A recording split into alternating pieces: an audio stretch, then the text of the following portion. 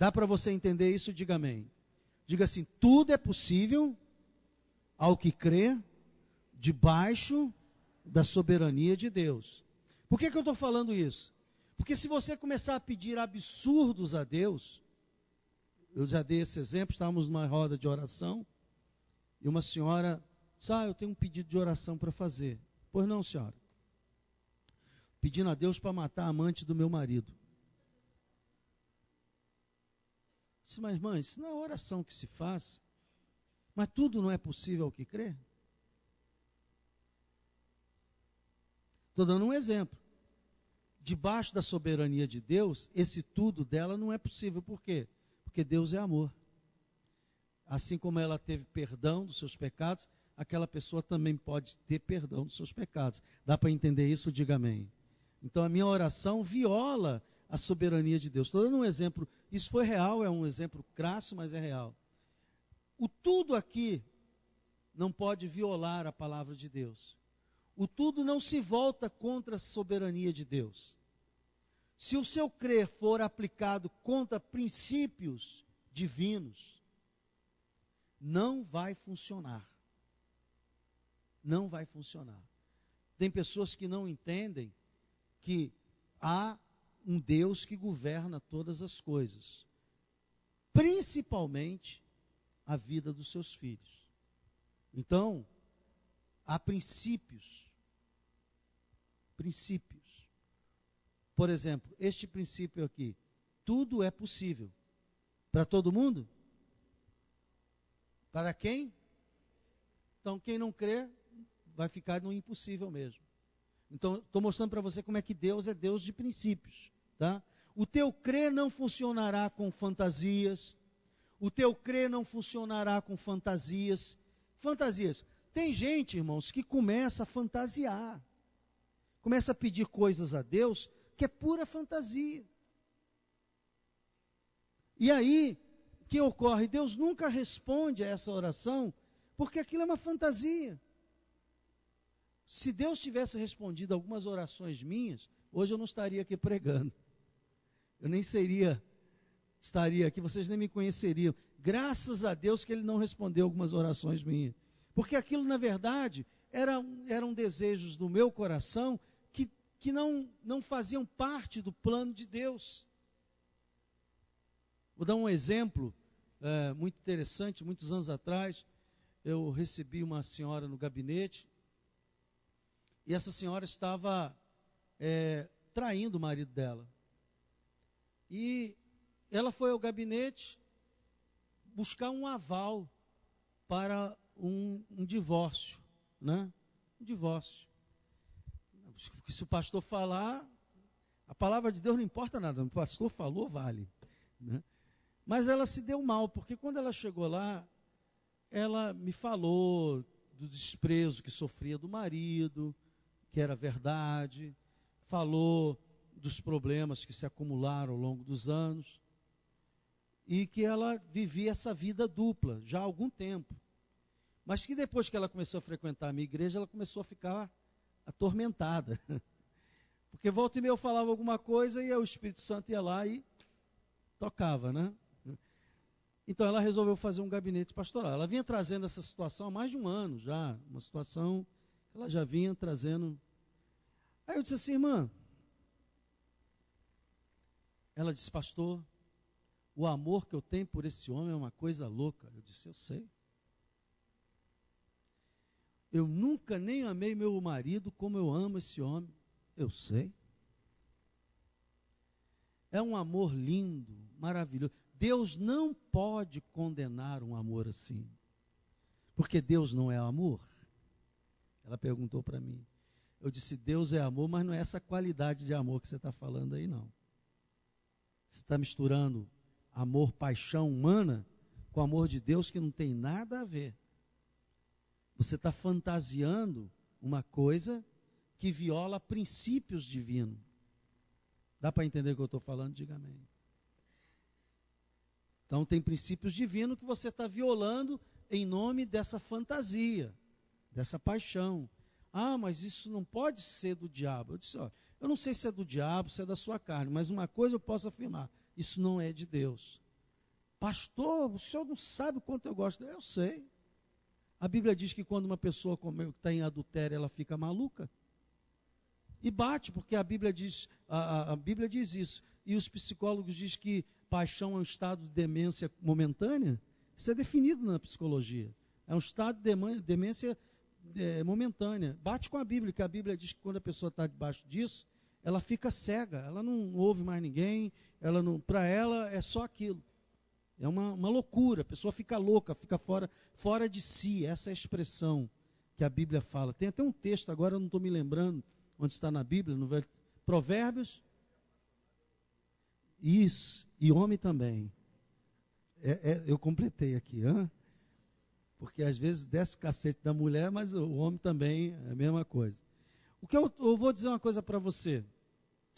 Aí depois de nós conversarmos, certamente ela saiu entristecida daquele gabinete, mas eu fiquei pensando, o que leva uma pessoa a acreditar que Deus pode abençoar alguma coisa que já nasceu errado?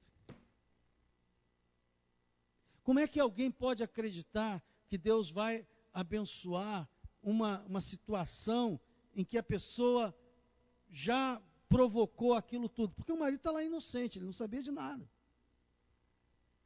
Não sabia de nada.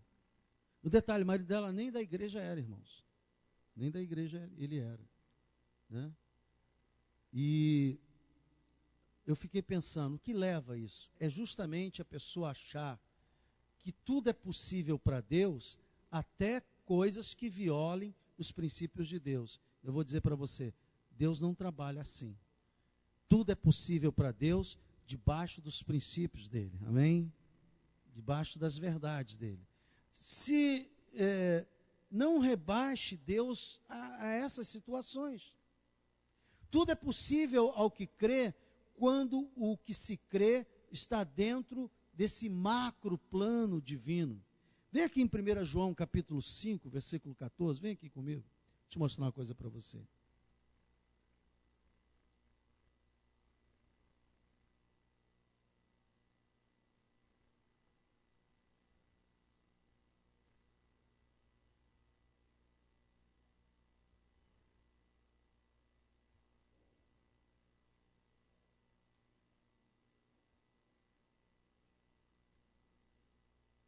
Todo mundo comigo? 1 João, não é Evangelho de João não.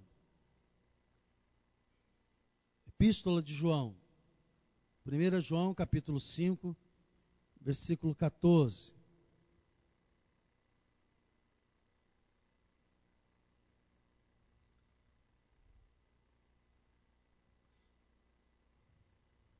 E esta é a confiança que temos para com Ele. Qual é a confiança? Que se pedirmos alguma coisa, segundo o quê? Segundo o quê? Ele nos ouve. E se não for segundo a sua vontade?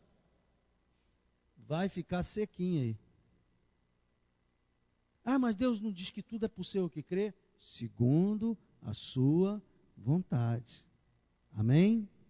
Estou ensinando isto porque eu não quero que você comece a acumular frustrações na sua cabeça a respeito de orações não respondidas. Amém? E você tem que saber que a soberania de Deus e a vontade de Deus, onde é que Deus expressa a sua vontade? Pelos seus princípios, os princípios que Ele estabelece. Você foi criado porque há algo que Deus deseja que seja feito, algo que precisa da sua presença neste planeta. Então ouça, você é um plano de Deus. Você pode até não acreditar nisso, mas eu estou aqui para dizer para você, você foi criado nesse tempo, nessa geração, porque Deus realmente te criou com um projeto, que vai desde você dar alegria aos seus pais, quando você nasceu, desde se unir a outra pessoa, e dar a ela alegria, eu espero, amém? Mas também ser um instrumento de Deus para trazer vida a este planeta. Por isso que Deus não criou a mulher autossuficiente para ser mãe, ela depende do homem, e o homem por si só não poderia reproduzir também. Então, o que acontece? Deus também, se não houvesse plano nenhum mais, se não houvesse mais nenhum plano, só o fato de você ter nascido e ter trazido alegria, só o fato de você ter sido uma pessoa do bem, só o fato de você ter casado com outra e com essa pessoa ter trazido a vida de outras pessoas, de outra pessoa, você já teria cumprido um plano maravilhoso de Deus. Diga glória a Deus. Maravilhoso, irmãos. Mas, não só isso, Deus tem planos específicos. Há algo que Deus preparou nesse planeta que depende da tua presença, que depende da tua vida. E eu vou dar alguns exemplos aqui para você entender. Moisés foi preparado por Deus para o tempo dele, para cumprir um propósito.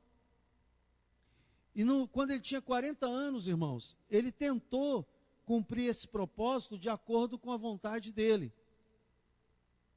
Ele se voltou, dois homens discutindo, e aí eles discutindo entre si, Moisés entra no meio, acaba que no final ele mata um egípcio, esconde o corpo, aquela coisa toda, achou que ninguém viu e tal, e ele é descoberto, e ele foge para o deserto, e passa 40 anos no deserto.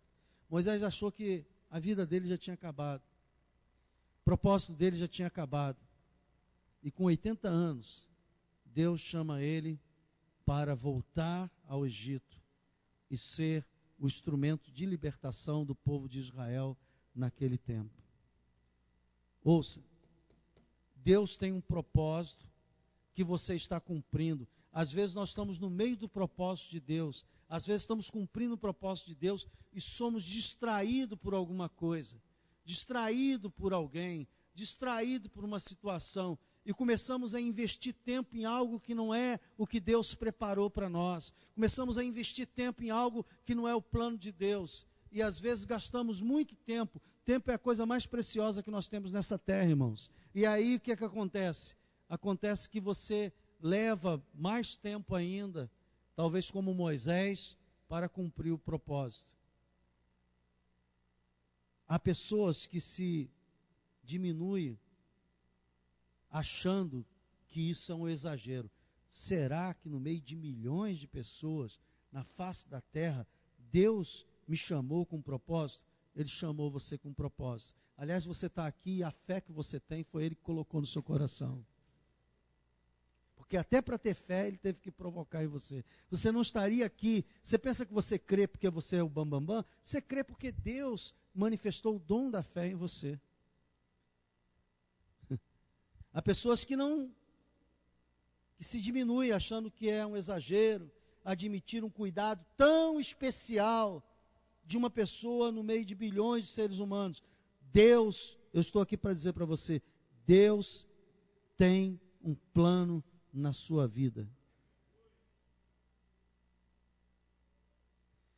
Quando os cientistas, irmãos, estão pesquisando, buscando um remédio,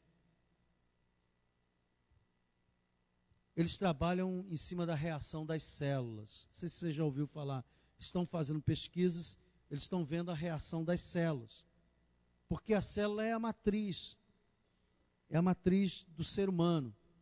Então, aquilo que acontece na célula vai acontecer em todo o corpo ou em todo órgão que possui aquela célula. O que acontece numa célula vai se refletir nas demais. Este é uma coisa científica. De forma negativa também, a doença começa com um ataque à célula, ou com uma anomalia de uma célula. Daí que vem o câncer. Câncer, o que é? Uma célula, uma anomalia da célula, uma doença de uma célula que vai começar a contaminar as demais em volta. O código genético está aí para provar nossa exclusividade. Não existe um ser humano igual ao outro na face da terra. Por isso que eu estou dizendo para você que você é especial, você é único. Deus criou você com características que não criou mais ninguém. E a ciência está para provar isso aí. É exagero? É exagero dizer que Deus me criou de forma especial? Há algum exagero nisso, em dizer isso? A ciência está para dizer isso. Não há outro ser humano igual a você. Nem os gêmeos, idênticos. Incrível isso. Incrível. Então, põe uma coisa no seu coração.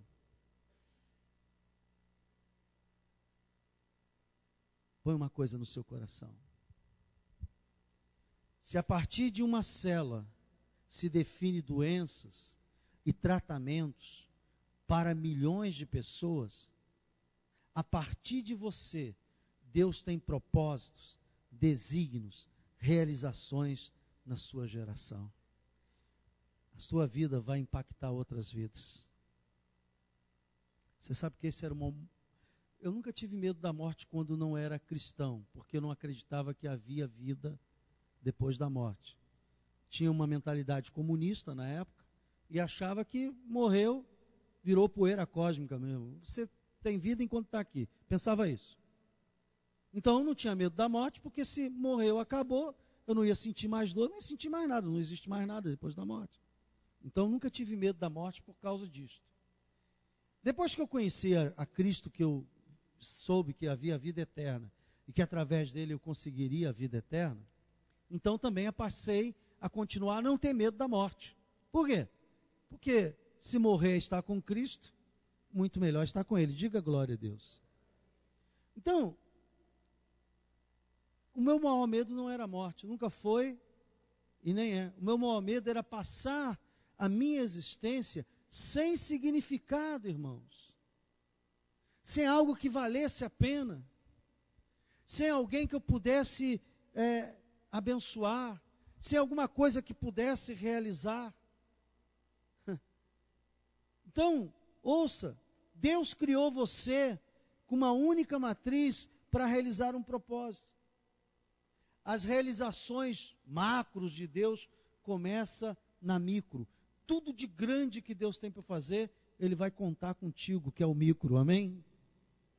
O seu crer funcionará em tudo que contribui para o macro plano de Deus. Não se exclua. Deus está esperando tremendamente que você use a sua fé, porque o uso da sua fé faz parte do plano eterno dele, do plano maior dele.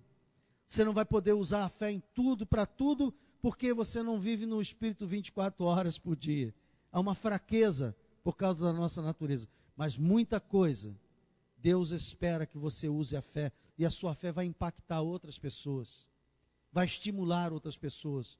Você não pode usar sua fé sem um alvo. Tenha um propósito, porque quando você disser o antes, colocar a fé o antes, e depois vier a acontecer o depois, então todo mundo dirá, verdadeiramente Deus existe, porque eu vi na vida daquela pessoa. Você vai começar como influenciar ambientes e pessoas. A fé pede que você tenha concentração, foco, alvo. Por isso nós estamos fazendo essas 5 quintas-feiras para o milagre, porque nós cremos que você vai ficar durante essas quintas-feiras no seu corpo. Por que eu estou falando quinta-feira? A culpa é do César. Porque eu fiquei pensando na quinta-feira passada, mas as quartas-feiras, quem vai estar aqui? Falaram com tanto ênfase. Falaram com tanto ênfase e agora só levanta a mão meia dúzia. Quem vai vir às quartas-feiras orar? Fique de pé. Na hora de gritar quinta-feira, quarta, todo mundo gritou. Agora você, na hora de vir, irmãos, grite e venha. Diga glória a Deus. Poder sentar, irmãos. Grite e venha. Ouça. É isso que eu estou falando. Você não pode vir à igreja e achar que, por exemplo, eu fui inspirado a falar sobre isso por um acidente. O pastor falou aquilo, tudo bem. Não, Deus está falando através do profeta desta igreja. Ele está dizendo, venham orar, venha buscar o Senhor às quartas-feiras, às 5 quartas-feiras. venham buscar. Por que Deus está fazendo isso? Porque Ele, obviamente, Ele quer que nós exercitemos a nossa perseverança e que nós possamos exercitar a nossa fé. Meus irmãos, eu vou terminar, porque o nosso tempo já passou. Você tem que vir para essas quartas-feiras com um pedido específico. Não venha orar por orar. Venha, escreva. Põe a foto lá na sua geladeira, na sua porta de saída. Diz, eu vou estar orando essas quintas-feiras. Seja a cura de uma pessoa.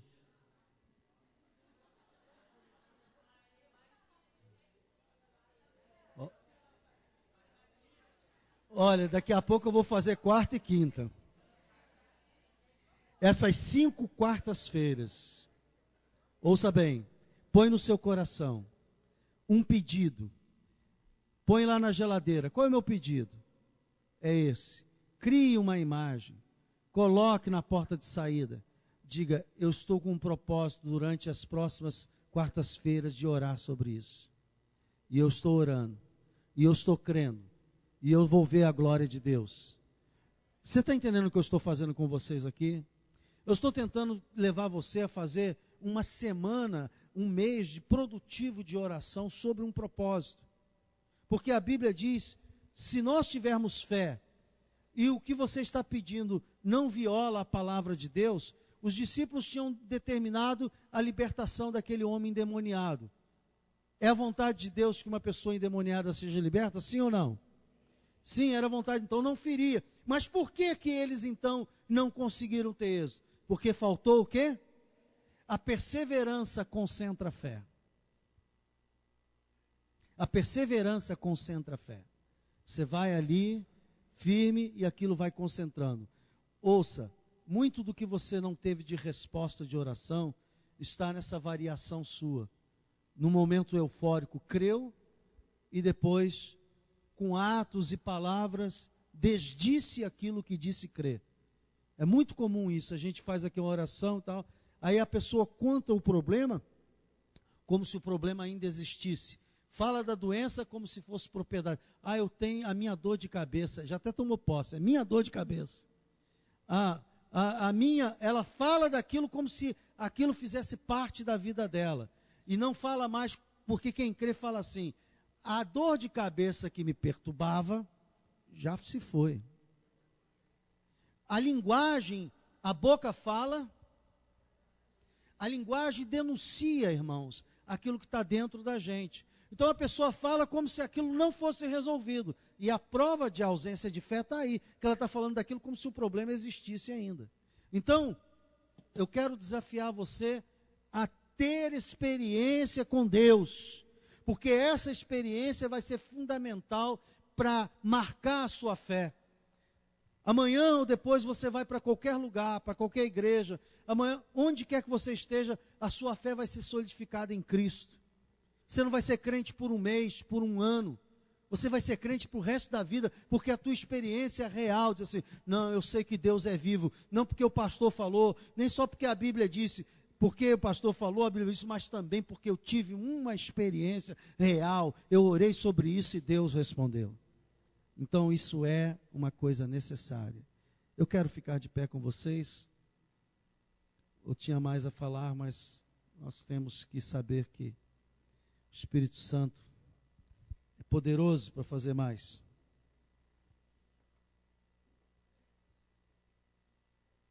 Quantos vão fazer uma fotografia do futuro? Hã? Vai fazer uma? Você às vezes tem que botar um... Tem gente que só vive do passado. Deixa eu falar isso aqui. Irmãos, de vez em quando, um dia assim que eu estou meio atacado com a nostalgia, aí eu vou lá no passado, de vez em quando.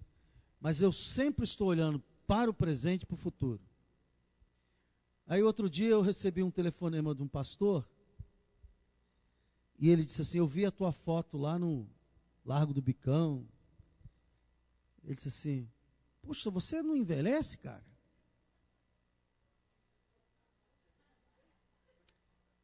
Ele podia ter xingado minha mãe que eu não ia falar mais nada. Eu fiquei vaidoso naquela hora. E ele é malandro, ele sabia que eu ia dar-lhe uma cipuada, mas ele já me... Aí eu não pude falar mais nada. Aí eu virei para ele e disse, poxa, afinal Deus tem que me abençoar em alguma coisa, né? E eu creio que Deus me abençoa nisso. Por quê? Porque eu não fico lamentando as coisas que perdi, aquilo que não fui, aquilo que não tive. Eu sempre me alegro com o que tenho e luto na expectativa das coisas que vou ter. E eu preciso ter saúde, eu preciso ter alegria para o futuro. Porque eu não posso mudar o passado, mas eu posso mudar o presente. E eu posso mudar o futuro. Então, o painel da sua casa do futuro tem que ser imenso. Para os seus sonhos, visões. De vez em quando a gente vai no passado por causa das lições aprendidas. Mas não fique lá, não. A única coisa que você tem do passado são as lembranças boas e as lições que você tira. Mas não viva lá. Como é que está o painel do seu futuro? Está pequenininho? Uma fotografia só, pastor. Ou você está sonhando? Hã?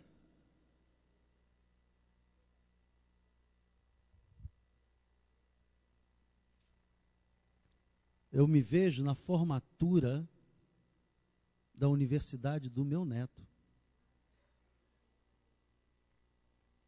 Meus filhos não, minha filha eu já é fato consumado. Eu lá, Pedrinho recebendo o canudo lá. Hã? E lá, aquele é meu avô. Aquilo ali é uma múmia que não envelhece nunca. E, ó, deixa comigo. Não sei se você tem esses, mas a minha cabeça está para frente. Amém? Levanta a sua mão e diga assim, Senhor Jesus, perdoa a nossa falta de fé em muitos momentos que nós não obtemos absolutamente por falta de fé, Senhor.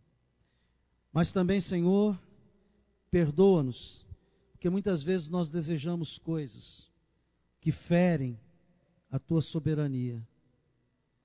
Ensina-nos, ó Deus, a crer de acordo com a Tua vontade, com a Tua palavra, com a Tua soberania. Diga assim, Espírito Santo, traz revelação ao meu espírito de sonhos, de um futuro que Tu estás comigo, na minha casa, na minha vida, na minha família. Senhor, não me deixe gastar tempo no foco errado, na visão errada, na coisa errada. Senhor, me desperta para estar ligado na Tua direção, em nome de Jesus. Obrigado por tudo, pela fé que nós temos, pela alegria, Senhor, do Espírito, pelas vitórias que já tivemos e que teremos. Amém e amém. Olha, se você vir logo mais, eu vou dar uma dica para você. Eu vou estar falando sobre aprender a ouvir e obedecer à voz do Espírito Santo. Se você quer ser uma pessoa guiada pelo Espírito Santo, não falte logo mais, porque eu vou falar sobre isso. Vamos em paz, que Deus abençoe a todos, rica e abundantemente.